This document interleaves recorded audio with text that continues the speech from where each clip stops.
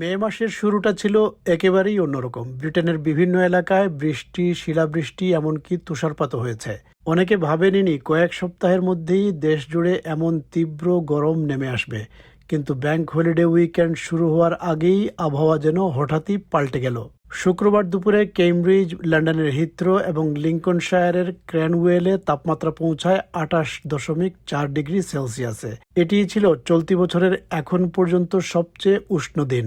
আবহাওয়া অফিস জানায়, সামনে তাপমাত্রা আরও বাড়তে পারে এবং মে মাসের পুরনো রেকর্ডও ভেঙে যেতে পারে। রোদের দেখা মিলতেই শুক্রবার মানুষ ছুটে যায় সৈকত, পার্ক আর খোলা জায়গাগুলোতে। হ্যাম্পশায়ারের সাউথ সি বিচে পরিবার আর বন্ধুদের ভিড় বাড়তে থাকে। লন্ডনের পার্কগুলোতেও অনেকে ঘাসের উপর শুয়ে বা বসে রোদ উপভোগ করতে থাকেন। অনেকের কাছে এটি ছিল দীর্ঘদিন পর কিছুটা স্বস্তির মুহূর্ত। এই গরমে সবচেয়ে বেশি ব্যস্ত হয়ে পড়েন আইসক্রিম বিক্রেতারা। ঠান্ডা পানীয়, আইসক্রিম আর ফলের চাহিদা দ্রুত বেড়ে যায়। ক্রোবরোর একটি কেয়ার হোমে বয়স্ক বাসিন্দাদের জন্য বিশেষ ব্যবস্থা নেওয়া হয়। সবাইকে নিয়মিত পানি পান করানো হচ্ছে, দেয়া হচ্ছে ঠান্ডা খাবার। কেয়ার হোমের বাসিন্দা 100 বছর বয়সী ড্যাফনি বলছিলেন, গরম থেকে বাঁচতে তারা যতটা সম্ভব ঠান্ডা জিনিস খাওয়ার চেষ্টা করছেন। We just keep drinking and try to keep as cool as we can, like cold drinks, lollies, ice cream, that sort of thing, anything that's cold. কিন্তু আনন্দের এই আবহের মাঝেও উদ্বেগ বাড়তে থাকে স্বাস্থ্য বিশেষজ্ঞদের মধ্যে। ব্রিটেনের স্বাস্থ্য নিরাপত্তা সংস্থা ইংল্যান্ডের বড় অংশে অ্যাম্বার ও ইয়েলো হিট অ্যালার্ট জারি করেছে।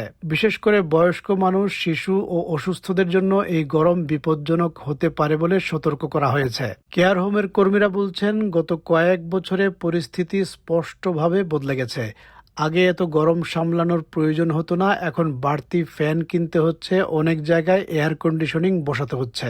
তাদের মতে জলবায়ু পরিবর্তনের প্রভাব এখন আর ভবিষ্যতের বিষয় নয়, এটি ইতিমধ্যেই বাস্তবতা হয়ে উঠেছে। Climate change is definitely impacting on us. I've noticed that over the past few years.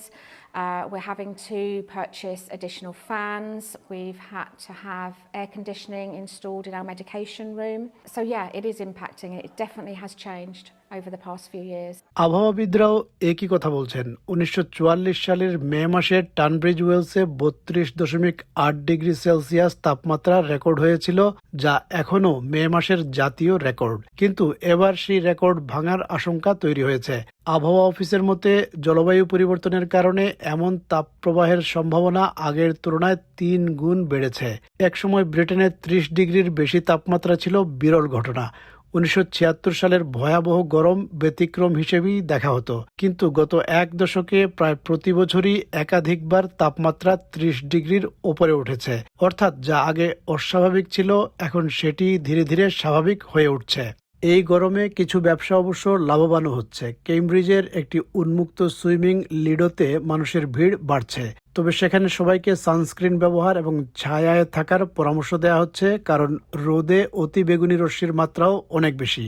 Plenty of sun cream. Obviously, we have the shaded areas, so make use of them if you're feeling too hot. These kind of keep our centre open all year round, these hot days, so it's worth it. এদিকে bank holiday ঘিরে ভ্রমণের চাপও বাড়তে থাকে। সড়ক, rail station, বিমানবন্দর এবং Dover বন্দরে মানুষের দীর্ঘ লাইন দেখা যায়।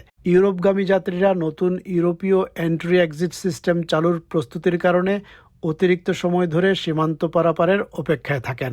তবে পুরো ব্রিটেনের আবহাওয়া একরকম নয়। স্কটল্যান্ড এবং নর্দার্ন আয়ারল্যান্ড তুলনামূলকভাবে শীতলই থাকবে, কিন্তু ইংল্যান্ড এবং ওয়েলসের অনেক এলাকায় তাপপ্রবাহ পরিস্থিতি তৈরি হওয়ার সম্ভাবনা রয়েছে। আর বিজ্ঞানীরা বলছেন, পৃথিবীর তাপমাত্রা যেভাবে বাড়ছে, ভবিষ্যতে এমন গরম আরও ঘন ঘন দেখা যেতে পারে।